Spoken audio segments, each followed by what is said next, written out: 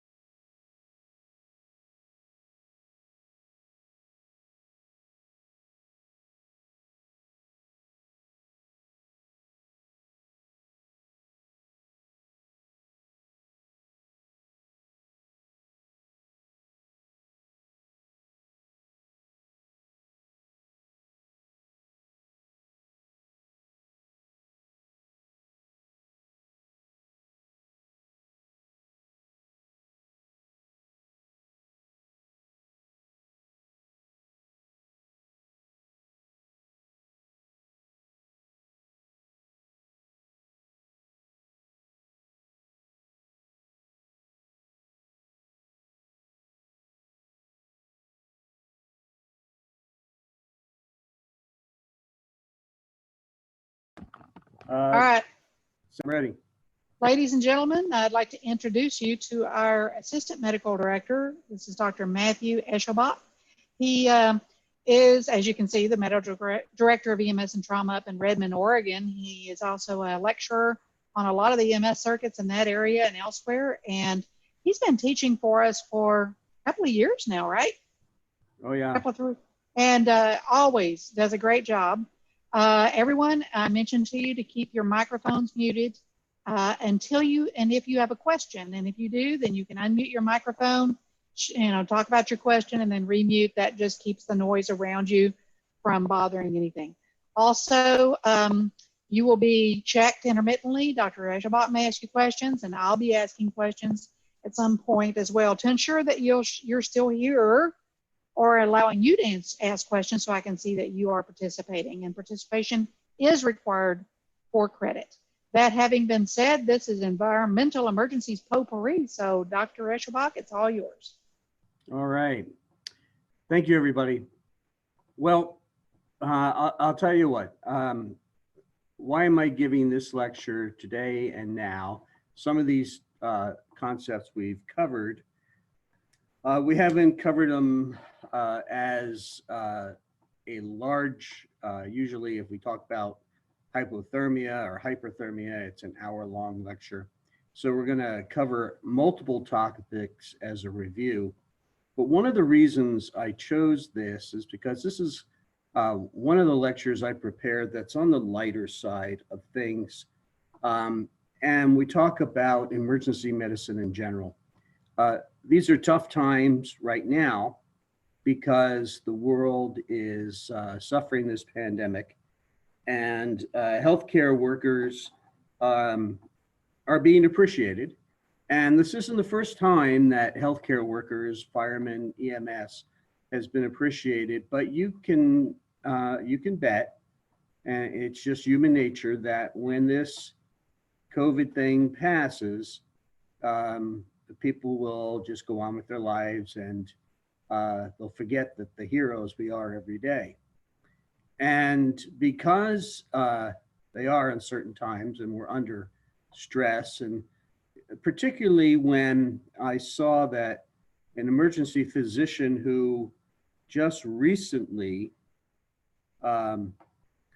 recovered from coronavirus took her own life, I said, you know, we're trying too hard. We've got to take time for ourselves. And so you'll see that some of the case histories that I go over when we talk about environmental emergencies are part of the collection of things that I've talked about when we talk about the Darwin Awards. And I'll explain that, and that's a hobby of mine. I've published on it.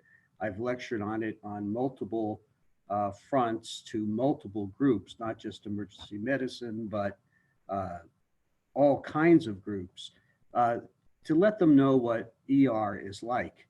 And ER and EMT are synonymous because we're all dealing with the same thing. So keep in mind that if you're saying, boy, I didn't get a whole lot of content out of that, keep in mind that the case histories are what we're going to see. And you're going to come up with your own case histories over the course of your career. And you will shake your head and say, how the heck did that happen? Keep in mind that we never, ever question in the moment, in real time, what do we need to do to save this patient? Because we just follow our training. And that being said, when all is said and done at the end of the day, sometimes we have to look back and go, boy, that was a really stupid thing that person did. And that's part of what we're dealing with today.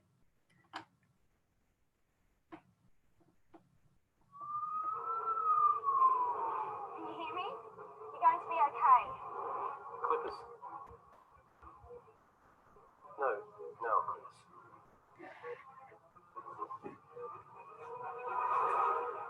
Oh, Doc.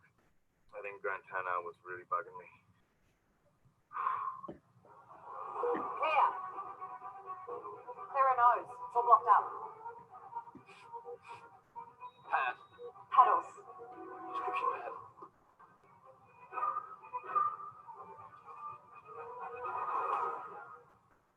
Emergency departments are for one thing only. Emergencies. All right. So keeping that in mind, let's move forward. We're going to go into several different aspects that you will probably see. We're going to review heat and cold injuries. However, that will be next time. We're going to talk about what are called the Hymenoptera, the brown recluse spiders, the black widows, rattlesnakes, allergic reactions, human, dog, and cat bites. We're going to talk a little bit about rabies because you're going to be transporting patients who have suffered from some type of animal exposure. We'll talk about drowning and the older aspect of near drowning. And then we'll get into what happens when people swallow foreign bodies which is primarily our pediatric population.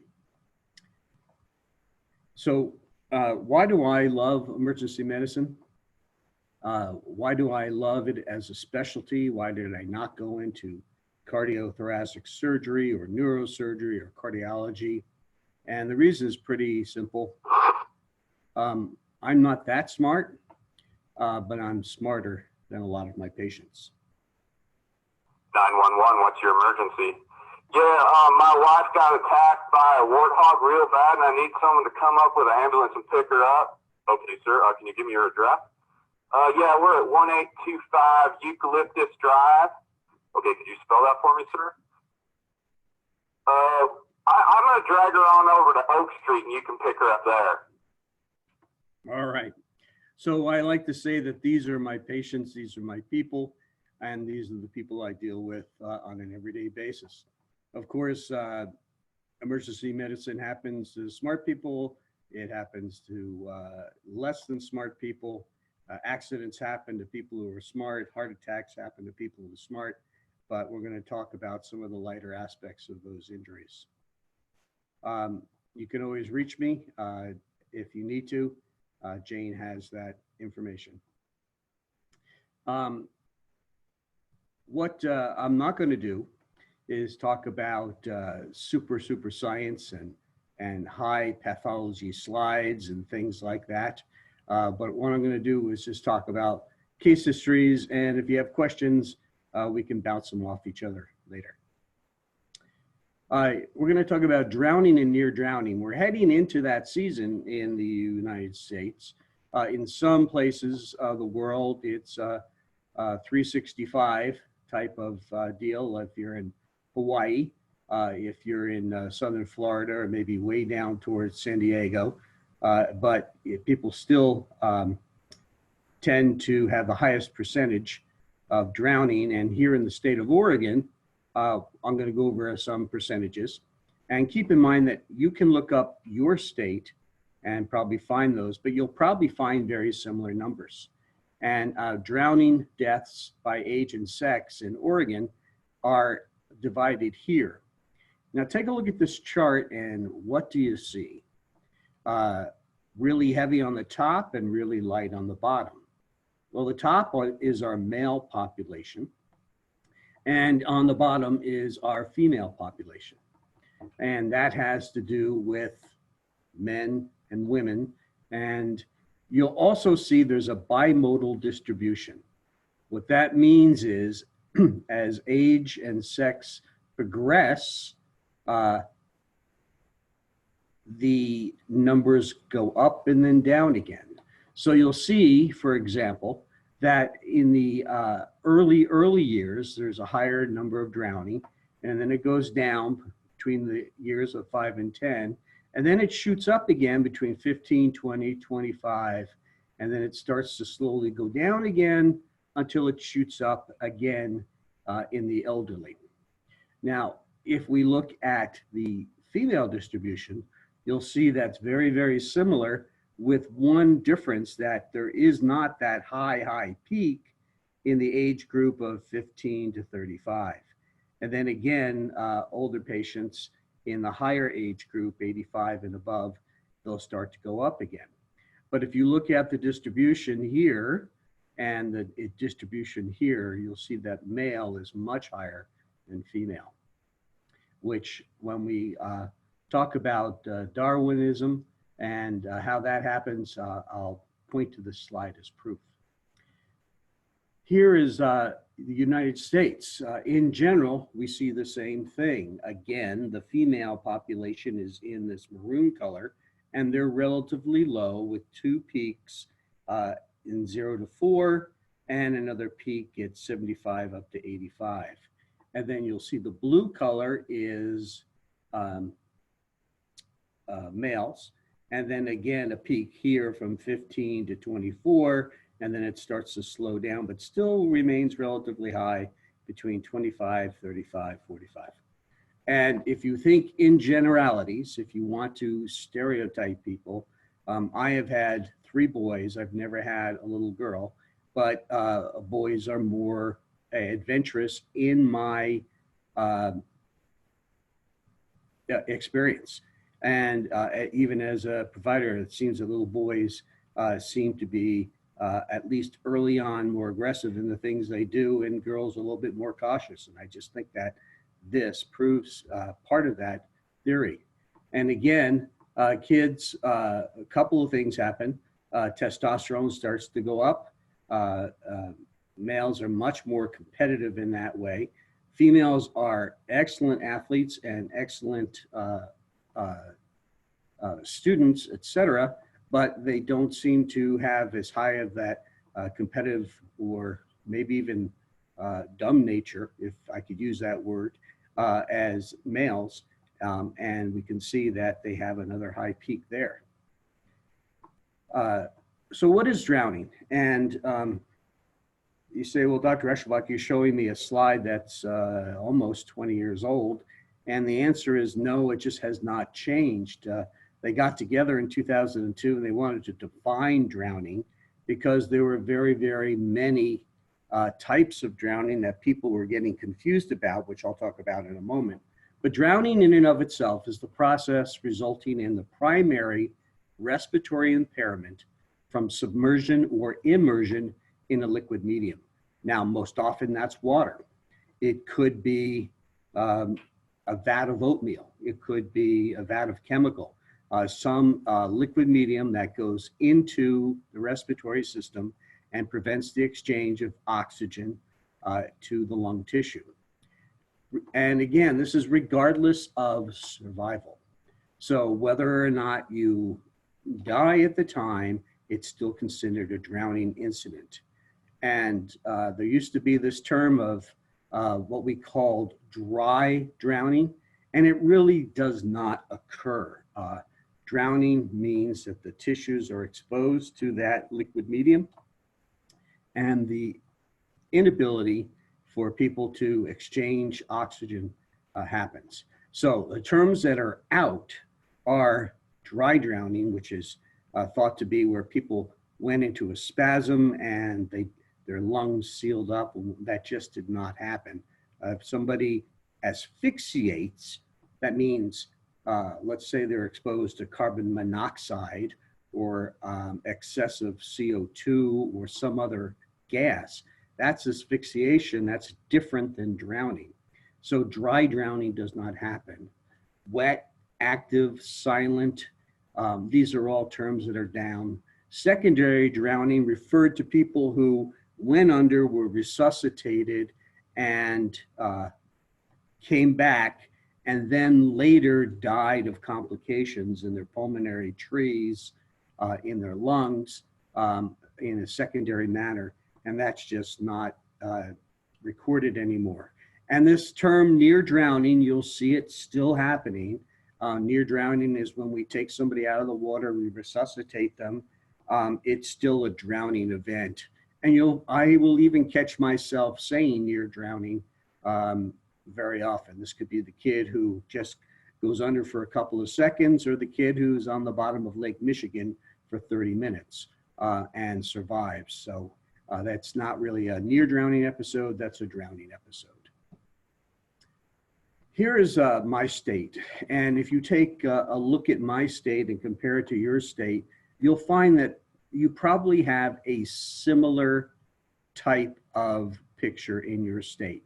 Now, Oregon is a coastal state. So out here in the white is the Pacific Ocean. So of course, the highest number of drownings are at the coast. And for some reason, this area of the coast is spared a little bit. There's still almost up to 5 in this area, and to this area, 2.8.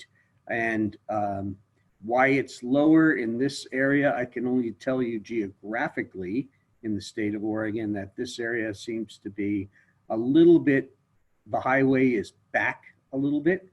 101 goes from here to down to California, and the highway is back a little bit further geographically, so maybe people have a little bit less access to the beach, but Oregon has one continuous beach. There's no private beach in Oregon. And then again, why here? Well, here This is one of the counties I work in. This is Jefferson County, which has probably one of the highest, largest bodies of water inside, called Lake Billy Chinook, which is the meeting of two major rivers, and there's a very large reservoir here. There's also reservoirs and lakes here and here. As you get towards Eastern Oregon, there's more desert.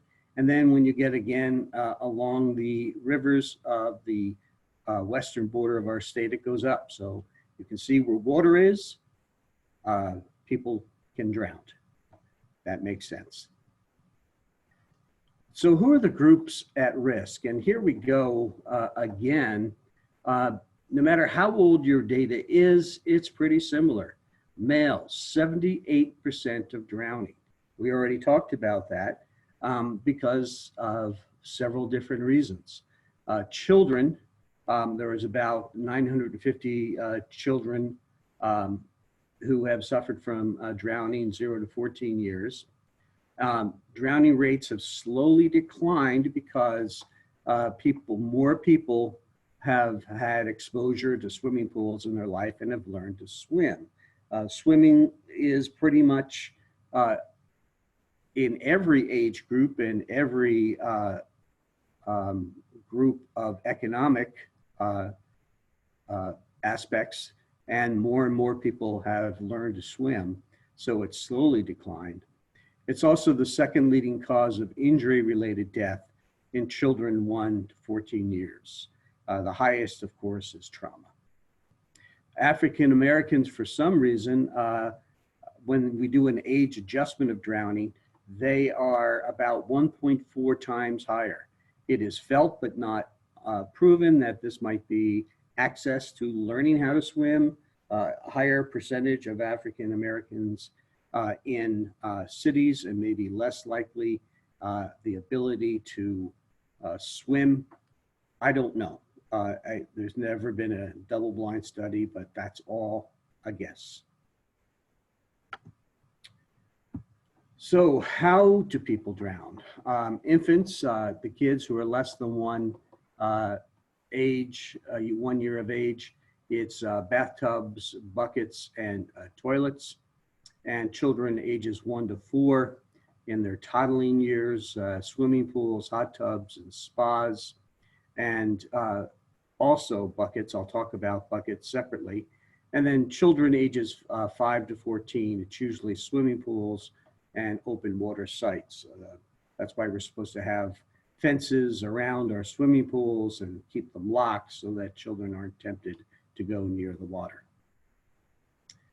Bucket drownings still happen. It's higher percentage in kids who are just learning to toddle, but around 300 children in the United States since 1984 have drowned in buckets. You'll see warnings like this on the outside of your buckets, whether your buckets contain dough from or icing for a donut factory, or paint and chemicals. The highest incident is 7 to 15 months of age, when kids are learning how to waddle and toddle. Buckets are 24 to 31 inches tall, and they can contain water or cleaning fluid or paint or turpentine. And the reason that children do this is their heads are proportionally larger than the rest of their body, and they put their head in and they can't get their head out. And if the water level is high enough, kids simply can't muster the strength to get their head out of the water. Tub drownings are also common in children. When you respond to an EMS call of a child drowning, it'll be one of two places, either a swimming pool or the beach, or at home for things like a toilet. 20 children drowned since 1990 in toilets for the same reason. They put their head in and boom. Buckets, as we already talked about. And what we tend to do is get a false sense of security when we have these bathing rings. Now, I had bathing rings for all my children. But you have to constantly sit there. You sit there on the, the toilet with the lid down and watch a child take a bath, or you have to sit next to the tub, and you can't go answer the phone. You can't go check your email. You can't answer the front door because that's when kids will tip over. They're heavier up top than they are on the bottom, and they'll tip over. Obviously, we don't put alarms in the tubs, or we don't do that. We're not supposed to leave children. And these safety devices are only so that they can sit there and not constantly fall over. Diaper pails are also a source of drowning, although most of these would be asphyxiations where they ran out of oxygen if they put their head in. They do have baby swim classes, and these are done to teach babies how to float, essentially how to turn over and on their back and float. There's never been a reported drowning in a class, but there have been several reports of children who have had these hyponatremic seizures. If you drink too much water, your kidneys will dump all of your sodium, and you can wind up with a hyponatremia. That's not enough salt, and this can cause a seizure in a child. And the question is always brought up, does this cause a false sense of security in our children? Are we making ourselves feel better by bringing them?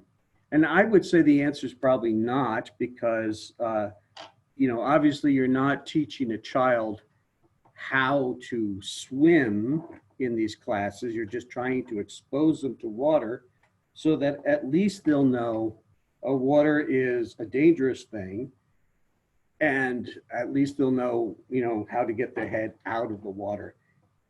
If they put their face in the water, for example, they've had some prior experience.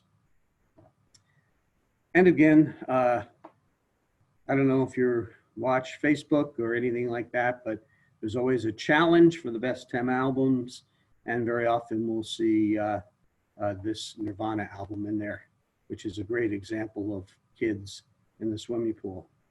Or if you go to my favorite, it would be Weird Al Yankovic.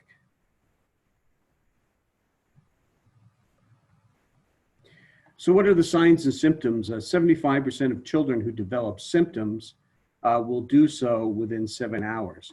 Now, signs and symptoms of drowning. Wait a minute, what is that? That means kid went under, kid gulped in some water, was resuscitated or brought in, and this would be what in the old days would be called a near drowning event.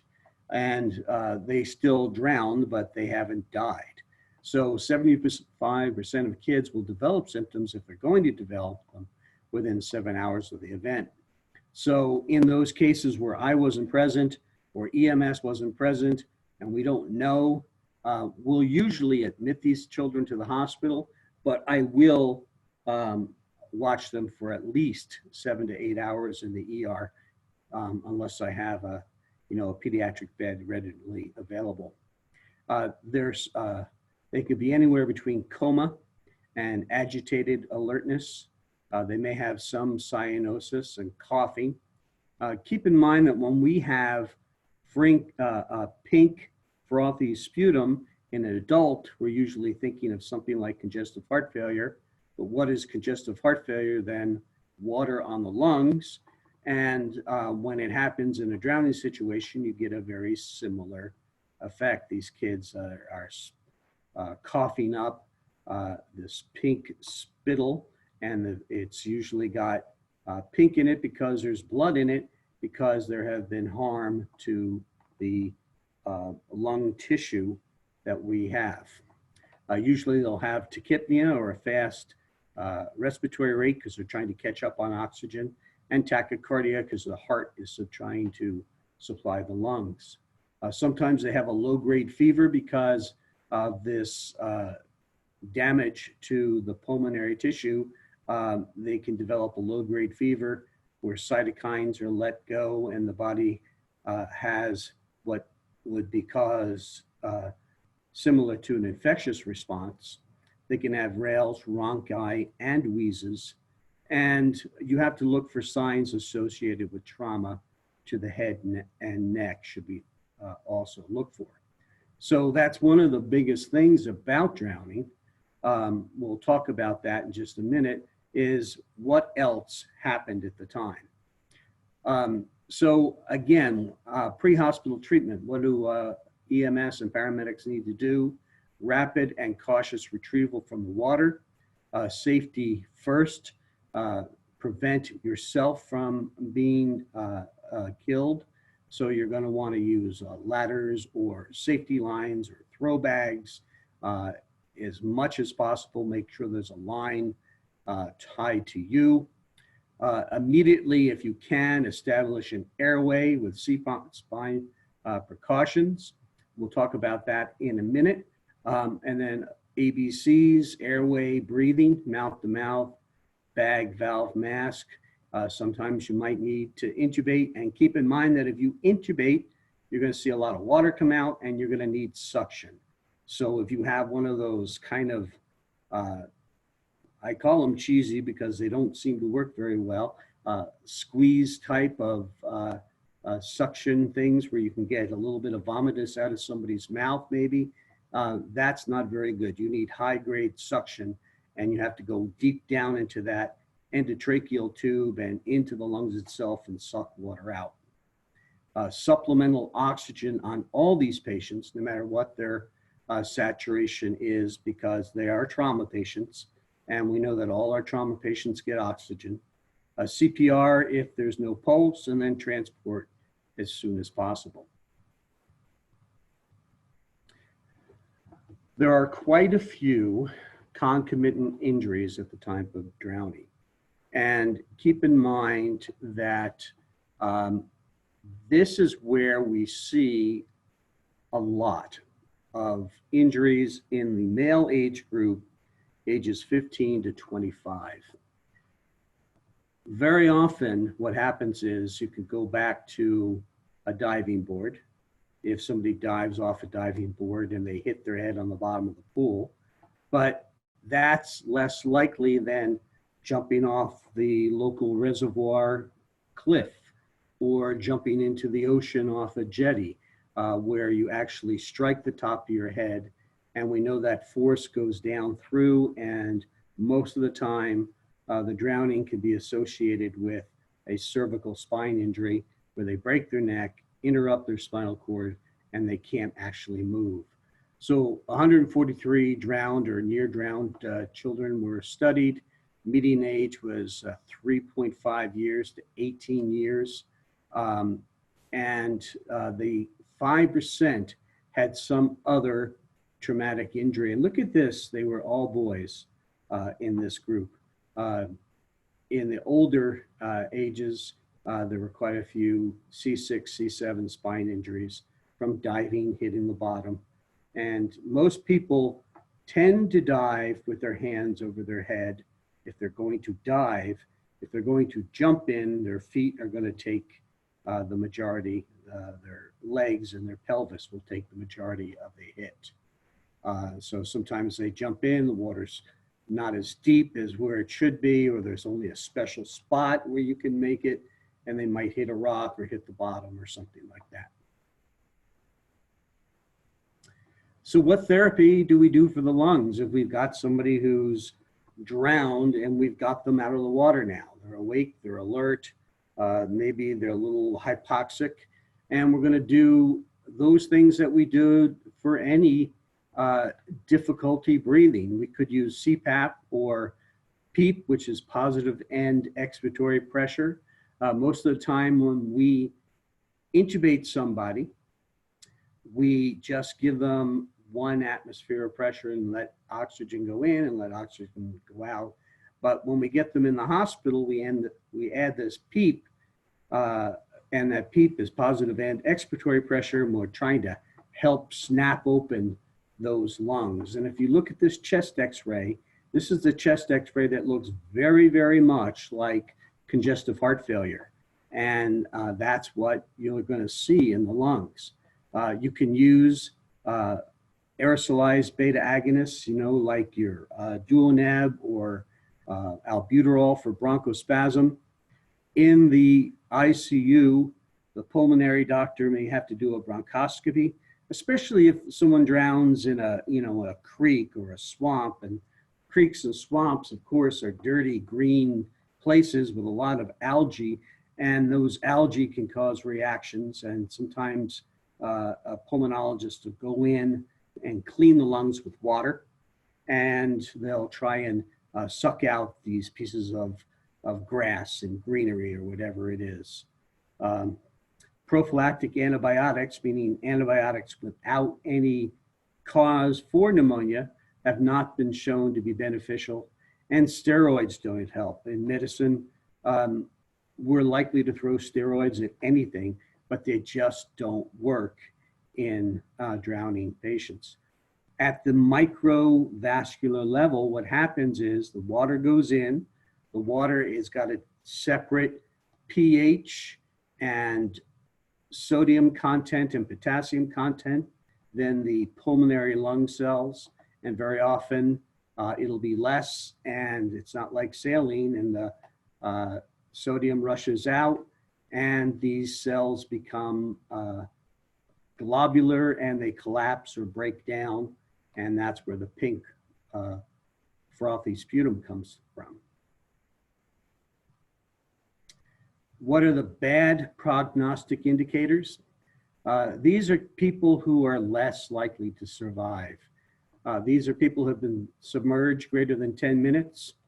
The time till you arrive, BLS or ALS, is greater than 10 minutes. If CPR has gone on greater than 25 minutes, or their initial GCS is less than 5. Keep in mind that the GCS of the chair you're sitting in is 3.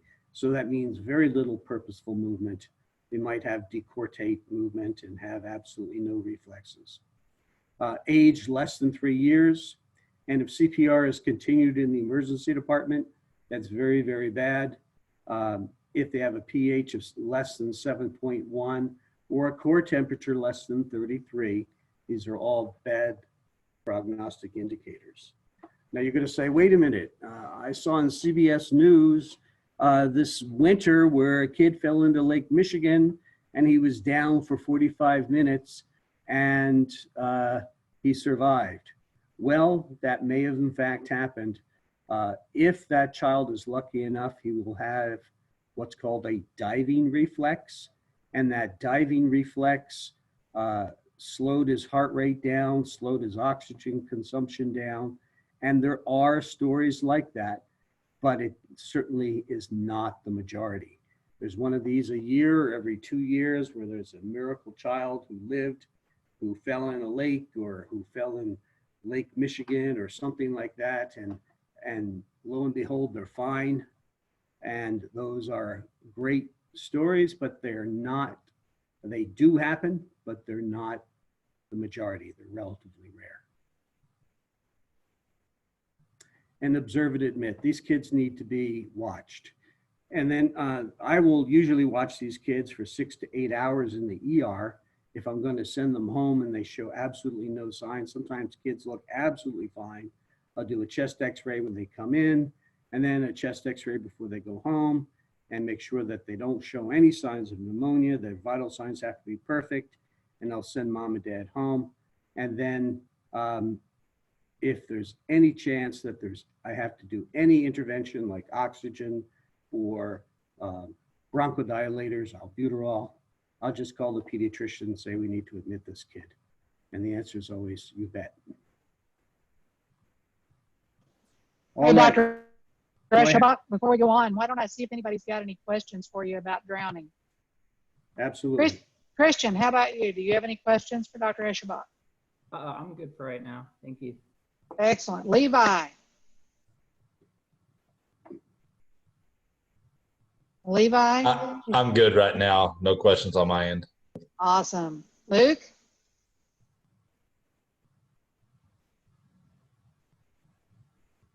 Luke Harris, are you still here? Yeah, I'm still here. I just put my question in the chat. Any advice okay. on airway adjuncts specifically related to drowning? Do you have any advice in regards to the airway adjuncts? Is it still the same kind of intubation is still the gold standard, or are there any specific challenges related to intubation in drowning? Well, of course, if you had somebody who required a subglottic airway or a supraglottic airway, you know, iGel or a King tube or something like that, that would work. That would be okay. The gold standard is we're going to change that to an intubation tube at the time we get them in the ER, because they're going to need aggressive suction. Any port in a storm, you want to get oxygen in there as best you can. And the gold standard, of course, is intubation with direct visualization of the tube passing through the cords. Excellent. Meshalem, how about you? No, I don't have any questions. Not yet. Excellent. Taylor?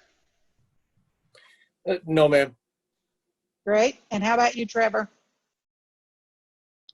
Yeah, Doc, can you talk a little bit about the surfactant foam that can come out in what I've read to be pretty great quantities? I live in West Texas. We don't have a whole lot of drownings that we do. And the best way to manage that foam? Well, surfactant is a little bit different than a drowning. Surfactant is when a child is first born, the substance that is released that tells the lungs to expand, you know, because we're all a fish for the first 9 months of our lives, living and breathing through our umbilical cord. And surfactant is released at the time we're born, and it pops open our airways. I'm not quite sure if surfactant is the material that causes the frothy sputum. We don't really talk about surfactant beyond kids, but that frothy sputum is in the way of air exchange, and you're going to try and suck it out as much as possible. And you know, I've never heard it called surfactant. It may in fact have some surfactant in it, but it's mostly just sputum with air in it and with blood in it. And you want to get it out of the airway as soon as possible. Okay, I've heard it both ways. It's kind of hard to sometimes because it doesn't get talked about a lot, the foamy product that comes out during a drowning and a resuscitation thereafter. So Right. Your recommendation is just get it out of your way completely. I've heard some old medics say you got to keep it in because it's helping keep the alveolar open, but that's not actually the case. No, that's not really the case. I mean, you wouldn't do it in congestive heart failure, right? It impedes respiration, so get it out of there. Excellent. That's everybody. We can move on. That just gave me a good checkpoint. Okay. All right, now we're going to talk about bites and stings. Bites and stings are primarily the arthropod group. It's the largest division of the animal kingdom. The phylum itself includes bees, wasps, hornets, flies, mosquitoes, bed bugs, fire ants, caterpillars, fleas, arachnids, which are spiders, which also include the group of scorpions, chiggers, and ticks, and crustaceans such as shrimp, lobster, and crabs. The most venomous ones that we talk about are represented here in this picture. The Hymenoptera, which is, you know, the large group we talked about. The hornet is the one that is probably the worst, because the hornet, out of all of these are all one-time stingers. Ants can bite more than once, but the hornet is the one who has the ability to sting more than once, and they're the ones who tend to swarm. Hornets are very aggressive, and wasps are very aggressive. When wasps attack, they attack in force, and people usually don't get stung once by a wasp or a hornet. They get stung multiple times. Yellow jackets, of course, are the ones that we see most often during the summer. They are also aggressive. This is black and yellow. They're the ones that we see in traps very often. And honeybees they can sting, but they tend to be less aggressive. I've seen, beekeepers moving. I have a beehive on my property, and a guy comes and I watch him work with it. I give him the pollen, and his bees pollinate my apple trees, and that's it. He gets the honey. I get to have my apple trees grow. And they're less aggressive. And I'll see them watching. There with just a little bit of smoke, and he's, moving them and picking them up, and they're not as aggressive as yellow jackets. So A, B are very aggressive. C, these are very aggressive too. You'll find these in wood piles, and you'll usually discover them when you're painting or something like that, or going out for wood. If you're going camping in the middle of the summer, these can also be very aggressive. Fire ants are very, very aggressive. They tend to swarm. They can be very painful, and they also have some venom in them, and they are aggressive. The clinical features of the Hymenoptera, that whole group, is very often it's pain, and it's usually immediate pain. And we'll talk about that in a few minutes when we talk about spider bites. Usually you get a little bit of redness pretty quick, and then the skin will swell and itch, and that'll happen pretty quickly.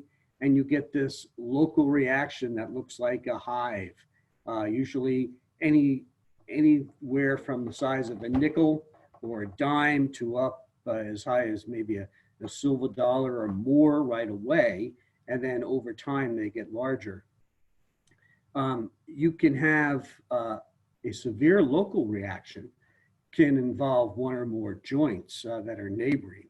If you're stung on the hand or elbow or knee or something like that. A local reaction occurring in the mouth or in the throat can produce airway obstruction, and we'll talk about that in a few minutes. And stings around the eye or the eyelid can cause what we call an anterior capsule syndrome, where you can actually wind up with a cataract and cause trauma to the iris and the lens, or you can get an abscess or perforation of the eye itself, which can cause glaucoma, which is an increase in pressure, and refractive changes where you're not able to see if you're stung in and around the eye. Most of us tend to put our hands out, and we get stung in and around our hands and extremities, and not so much on our face, but it's certainly possible. Treatment is removing the stinger, and I'll talk about how to do that properly. Immediate removal is an important principle, and you have to do it correctly, because if you do it incorrectly, you'll worsen the condition, and I'll show you why. The site should be washed thoroughly with soap and water, and intermittent application of ice packs will delay the absorption of venom while limiting the edema. In one of my cases that we'll talk about, I think next time, we'll talk about this ice pack idea and how it can go awry. Oral antihistamines can limit the discomfort and itching. So Claritin or Benadryl are most of our protocols include an injection of Benadryl. Anti-inflammatory agents such as ibuprofen or Aleve, anti-inflammatories will help the situation. Elevation and rest of the extremity. And infection is very, very uncommon. And I'll show you a picture in a minute where people think they have a cellulitis, and it's not really a cellulitis at all. So here is a bee sting and a wasp sting. You can see here is the central area where the stinger went in, and this whole area looks like a red raised, what we call wheal or urticaria or hive, where what's happening in the skin right here is the venom goes in and the body looks and says, what's going on?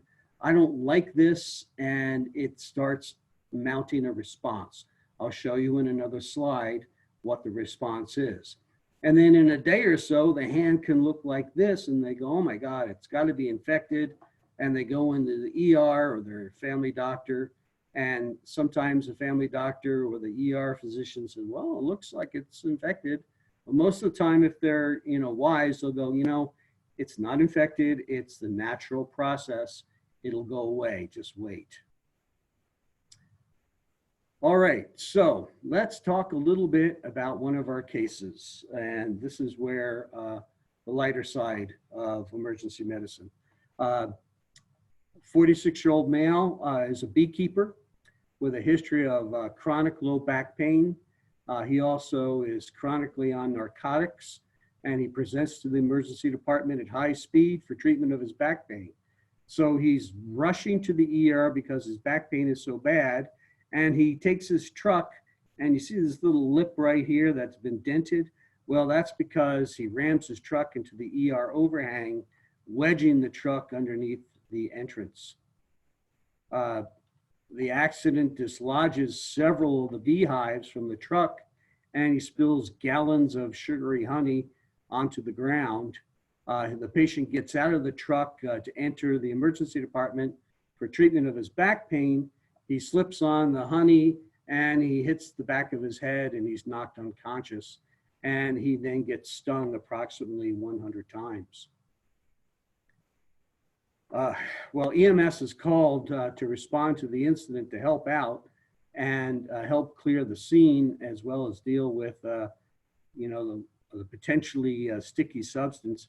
What our fire department did is, actually, knowing that it happened, they just treated it as a hazmat drill, and they decided to use the trauma bay for a drill that particular day of a hazmat incident.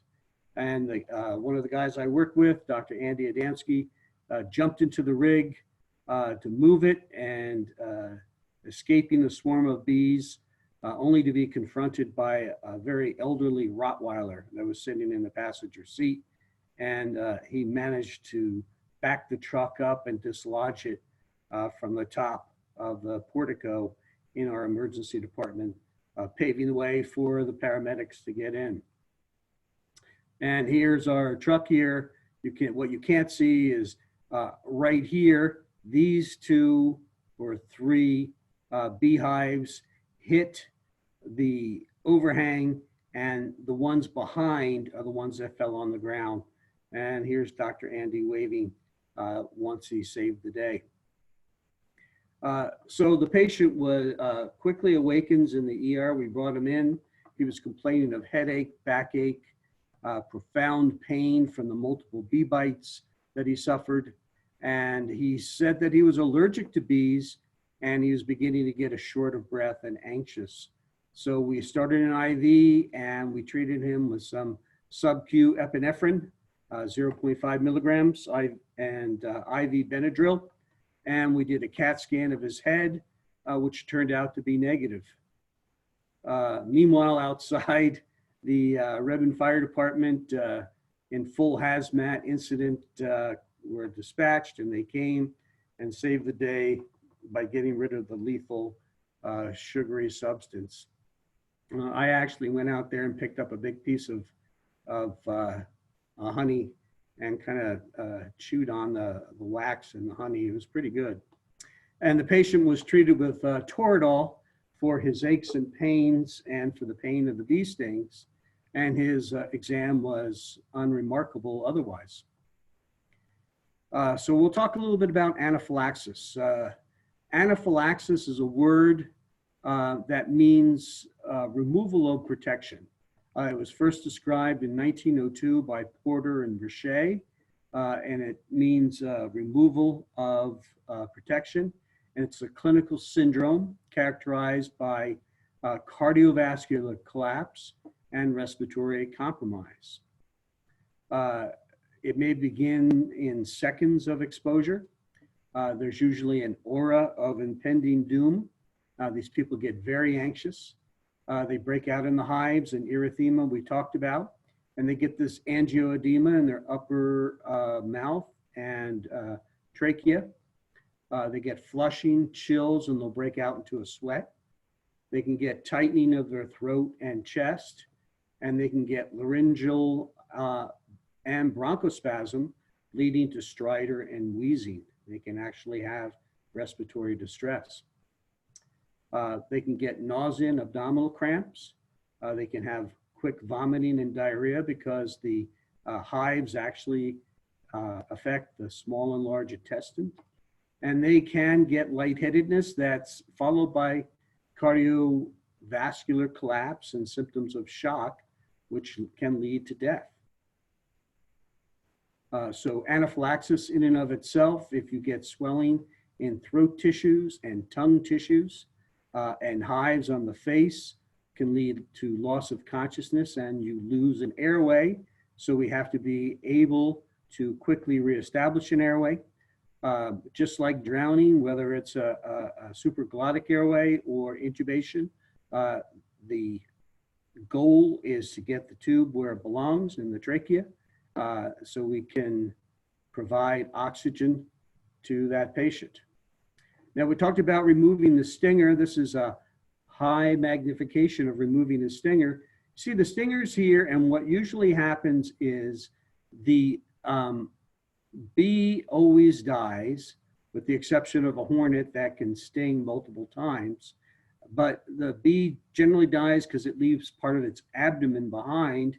And in this part of the abdomen is where the venom is. And that's why you have to, don't grab it with your fingers and pull out the stinger, because if you do that, then you're going to inject the venom further into the skin. So you have to get below the venom sac. Another way to do this is by scraping a credit card along to try and get it out, or some people will use duct tape and pull it out that way. How does it happen? How does this anaphylaxis happen? And it's a learned cell-mediated response. There has to be some prior exposure to the allergen.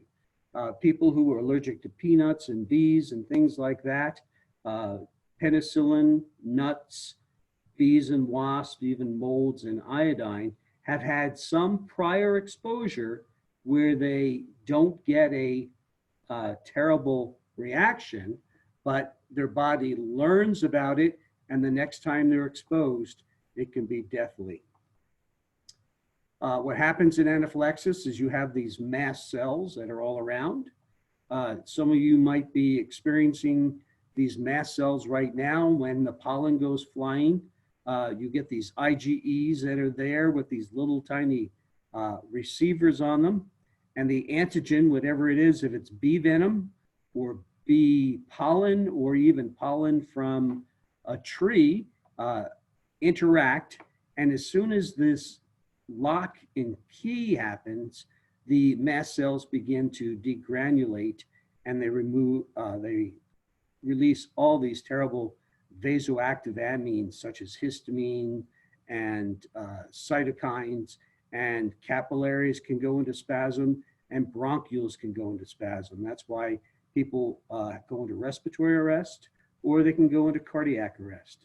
And if you imagine that somebody who has angina gets stung by a bee and they go into capillaries and veins collapsing, then they're going to get an acute coronary syndrome. That's possible. Treatment is pretty universal. Adults, 0.3 to 0.5. Peds, 0.1 milligrams per kilogram to a max of 0.3. Everyone has EpiPens, and EpiPens, if they have a severe reaction, are at 0.3. Pediatric EpiPens are 0.15 milligrams of epinephrine, and that's given IM. We used to give it sub-Q, but we found out we have better circulation given it IM. And Benadryl, 50 to 100 milligrams IM. or with peds, we'll give it to them 1 to 2 milligrams per kilogram. Get oxygen in there. You're going to check their pulse ox, protect the airway, ABCs for shock treatment. All right, urticaria are hives, and they can go everywhere on the body. On the back, they can coalesce into one big, large hive, but they usually have this central area of pallor. You can see they're red here, and the center is white.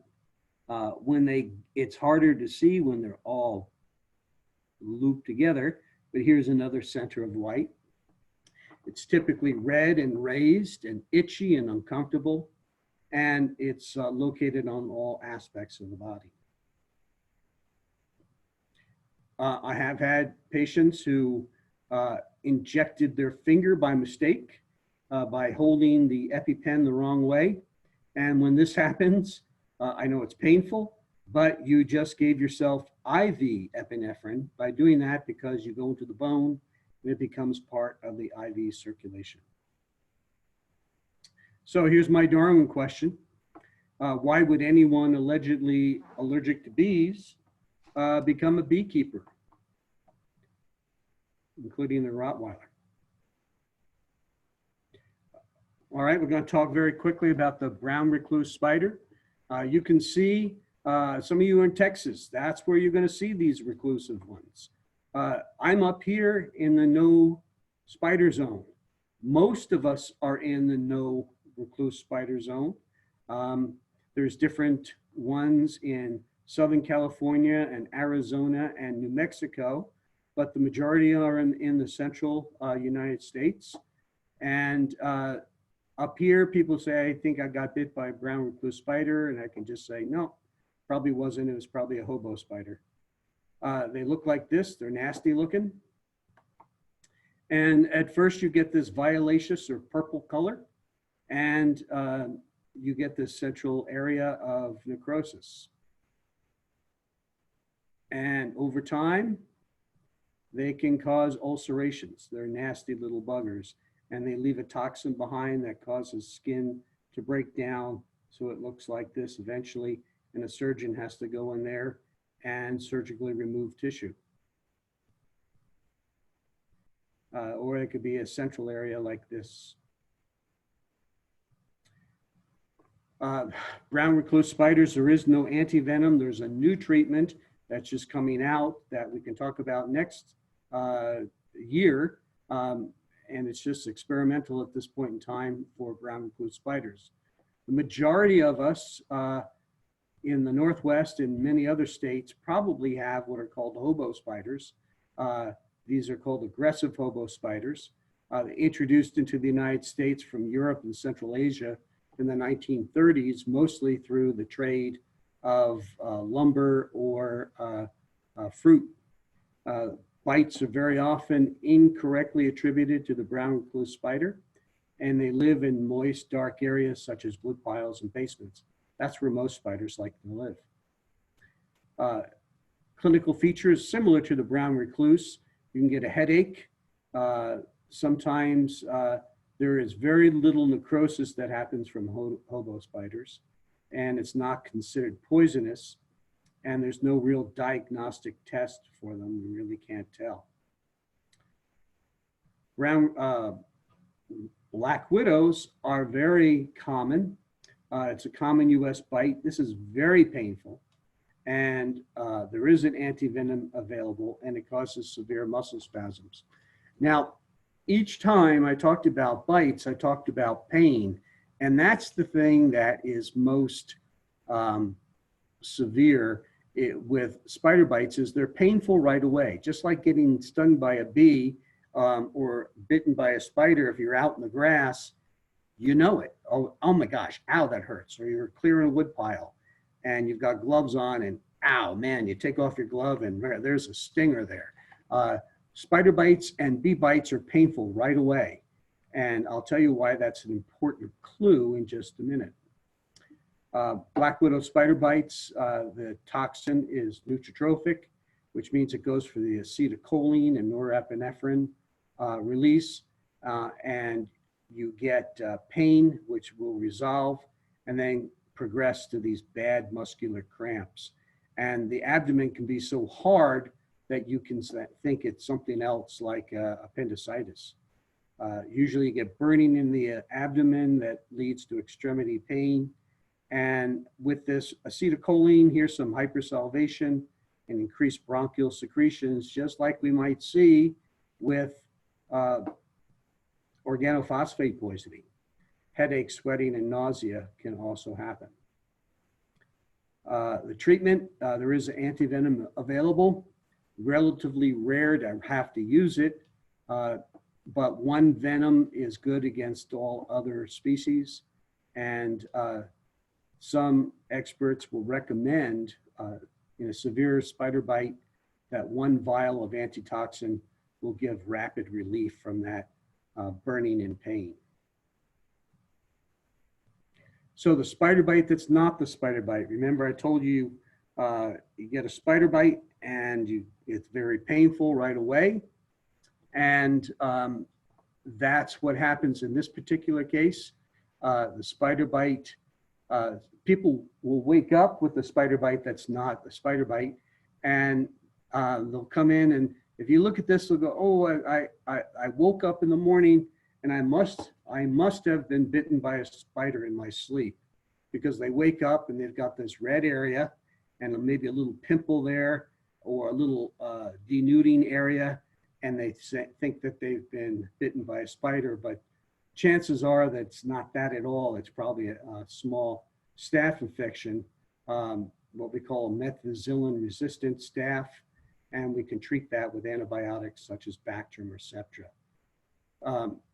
MRSA used to be in hospitals only, and we would see it in the intensive care unit of people who had multiple lines in, like IV lines or ventilator patients. And it started to creep out into the general population. What happened is probably a nurse or a doctor who was taking care of this got some of the staph in their nose and brought it home, and that's how it got out of the hospital. MRSA is Staph aureus, and it was first described out in the lay world in 1998 when it made its way through a wrestling team. Most of the time in wrestling, if one of your, I wrestled, and if one of your teammates got impetigo, which is, you know, a staph or a strep, you were like, they were almost banished until they were completely treated and it went away. And we had to wash all the mats and make sure that we didn't all get impetigo. But this is, MRSA is different. It was also seen where they started to do cultures and abscesses, and they found that MRSA was out there, and for some reason it got out into the environment, and probably through either a doctor or a nurse transmitting it to home. There was an outbreak in a prison in 2003 in California where several prisoners came up with this MRSA, and of course they were in close contact with one another using the same weight room or locker room or something like that. That outbreak, there was 928 inmates, and they were first reported as having spider bites, and they came in and they sprayed the whole prison down, and they continued on, and it turned out that 10 of them were very, very sick, and they were all infected with this MRSA. And it's usually sensitive to vancomycin, which is an IV medicine. It is an oral medicine, but it's very expensive. Clindamycin, tetracycline are very cheap. Sulfa is very cheap. And things like quinolones, they're a little bit less, a little bit more expensive, but Cipro is not as effective. And that's the one we use all the time for urinary tract infections. How do you prevent it? Colonization in physicians is common. If you're a surgeon and get this in your nose, you're going to find that the nurse or the doctor who's in charge of post-operative infections might come hunting you down with one of those swabs for your nose to prove that you don't have it. And just like we're learning with the COVID, good hand washing, proper handling of secretions, isolate infected patients, and try and remove catheters if they're colonized. We swab the nasal pharynx and consider treating people for a long time. Usually 10 days of treatment, but if it comes back, if anybody gets it secondly, I'll put them on Bactroban. That's the stuff that you treat impetigo with, and they'll put it in their nose twice a day for a month. Good basics for wound cleaning: cleanse the wound, update tetanus status, determine if these are provoked or unprovoked attacks, and I'll talk about that in a little bit. Try and notify law enforcement whenever needed. Never trust a cat. What does that mean?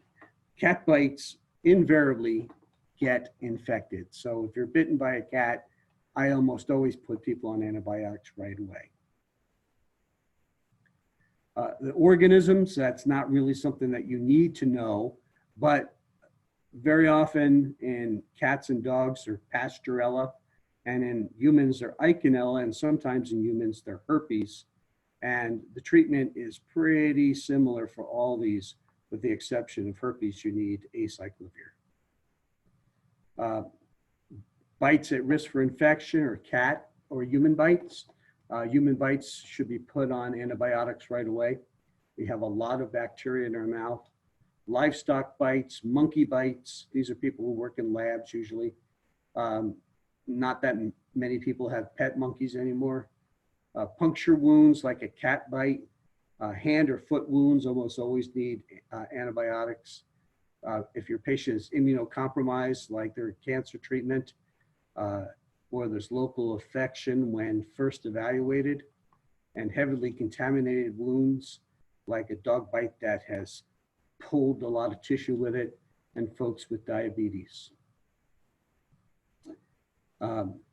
Sometimes you should leave it open, wash it, and then maybe the patient comes back 3 days later and tell them they're going to have a scar, but we can close a little bit in 3 days. But if they have them on their face and scalp, you want to close those away pretty quickly. Take away the dead tissue and make sure there's no fractures underneath. Here's a cat bite. Cat bites usually on day 2 look like this. So that's why anyone who comes in with a complaint of a cat bite, especially a feral cat, they go to an little old lady goes to rescue a feral cat. She picks it up. It bites her. I put that lady on antibiotics, update her tetanus status. And then human bites can get this, what's called herpetic whitlow, which looks like herpes in and of itself that's in the mouth of the person who bit them.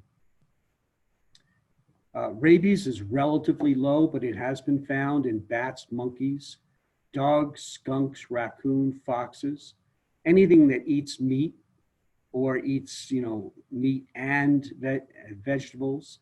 You can give rabies immune globulin, and when in doubt, you call poison control. And that's why I say write this number down. It's an 800 number. Be careful. It's 222-1222. And if you dial 2222, it's a pornography line, so be careful. All right, so we're over time. That's where I'll stop, and we'll pick up here next time. And are there any questions out there? Okay, let's start with Trevor. We'll go the other direction. I'm good. Thank you for your time, doctor. Excellent. How about you, Taylor? No, ma'am, and thank you very much. Luke Harris. No, I don't have any questions. Thank you, doctor. Meshalem? No questions. It's all very clear. Thank you so much. Levi, how about you?